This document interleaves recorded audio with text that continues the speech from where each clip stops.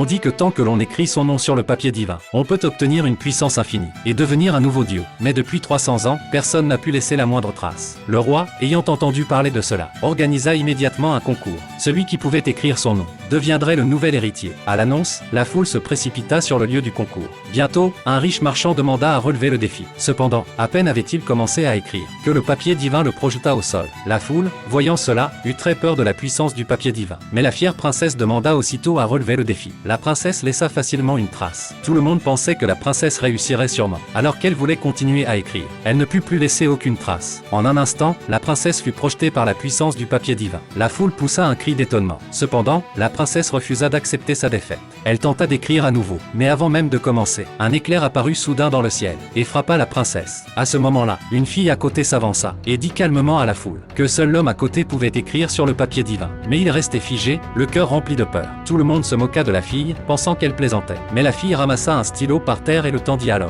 Elle lui demanda d'écrire sur le papier divin. L'homme pensa que c'était un piège, mais sous le regard déterminé de la fille, l'homme timide commença à écrire. Cependant, tout le monde pensait que l'homme trichait. Mais lorsque l'homme écrivit son nom en tremblant, le papier divin émit une lumière dorée éclatante. Le nom de la fille apparut. Tous restèrent bouche bée. Soudain, les nuages s'assombrirent et le tonnerre gronda. 3 dieux principaux apparurent soudainement. Ces idiots pensaient que les dieux allaient punir l'homme. Mais à l'arrivée des dieux, ce fut le riche arrogant qui fut puni. Enfin, les dieux obéirent à l'ordre de cet homme, élevant la fille au rang de déesse. Personne ne pouvait croire tout cela.